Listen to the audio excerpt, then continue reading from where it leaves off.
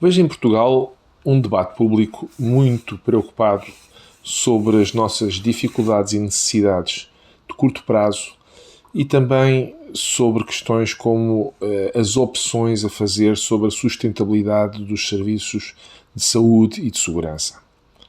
Estive nas últimas 2 semanas no Sudeste Asiático, entre Taiwan e Hong Kong, no âmbito do programa Uma Só Saúde, que é promovido pela Organização Mundial de Saúde e que naquela região se traduz há muito numa gestão da saúde pública construída uma relação estreita entre a medicina, a filosofia e as ciências humanas. Reencontrei lugares que conheci antes da pandemia e onde há hoje muito menos carros e muito menos turistas, no que me pareceu uma resposta social diferente face à atual presença endémica do vírus de Covid-19 em relação ao que temos no Ocidente, talvez a opção por um caminho menos acelerado do que aqui, mais apostado em construir poupanças para a incerteza do futuro e onde o crescimento exponencial das despesas com o turismo e lazer que nos caracteriza e que aqui acelera a economia, lá parece não ocorrer da mesma velocidade, com o receio de poder fragilizar a proteção futura perante essa mesma incerteza. Muito se fala da redução do ritmo do crescimento do Sudeste Asiático e talvez parte dessa redução se deva a uma opção mais cautelosa sobre a relação entre presente e futuro. Vi como antes da pandemia muitas pessoas a usarem máscaras. Não o fazem com medo de serem contaminadas, mas porque se sentem adoentadas e consideram ser seu dever moral proteger quem os cerca. É uma atitude que já existia antes da pandemia e que agora me pareceu mais generalizada, possivelmente porque o vírus da Covid-19 continua presente com uma expressão elevada, tal como aqui, embora com menos impacto nos sistemas de saúde e com menor taxa de mortalidade. Pude, sobretudo, conhecer em pormenor, o que, aliás, muito me surpreendeu, o processo que permitiu a Taiwan aquilo que é reconhecidamente a melhor resistência a nível mundial à pandemia. Taiwan iniciou o seu primeiro confinamento a 31 de dezembro de 2019, encerrando totalmente as fronteiras. Foi uma decisão que surpreendeu muitos, porque a gravidade do vírus só viria a ser reconhecida quase no final de janeiro de 2020 e porque a ideia de fechar tudo era algo surpreendente a nível mundial. Mas esse fechamento total apoiou-se desde o início no parecer científico de uma equipa de saúde pública que integrou certamente os conhecimentos médicos em primeiro lugar, que explicaram o impacto potencial do vírus,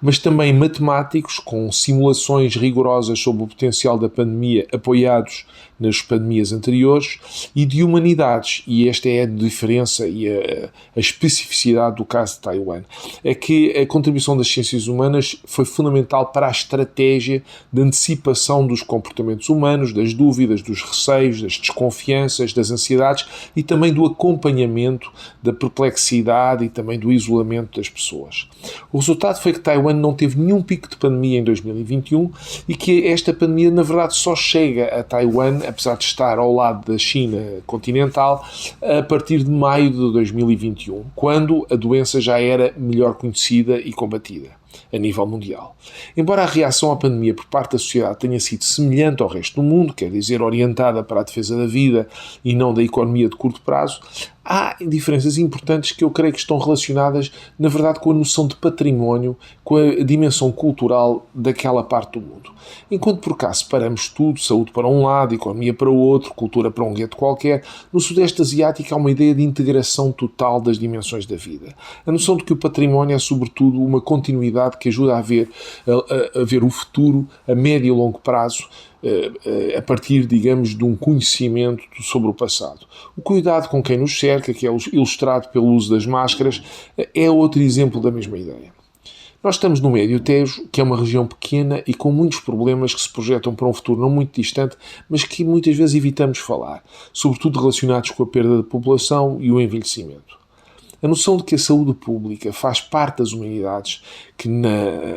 Ásia, e particularmente em Taiwan, começa no ensino da filosofia das humanidades nos cursos de medicina e enfermagem e se prolonga na colaboração permanente entre o sistema de saúde e os departamentos de humanidades e artes das universidades, é algo que poderíamos replicar aqui no Médio Tejo, a partir da boa relação que existe entre o Politécnico de Tomar, a CIMT e o Centro Hospitalar. Seria uma forma não apenas de mitigar dificuldades atuais, mas de prepararmos melhor o futuro que que está já aí a chegar muito depressa.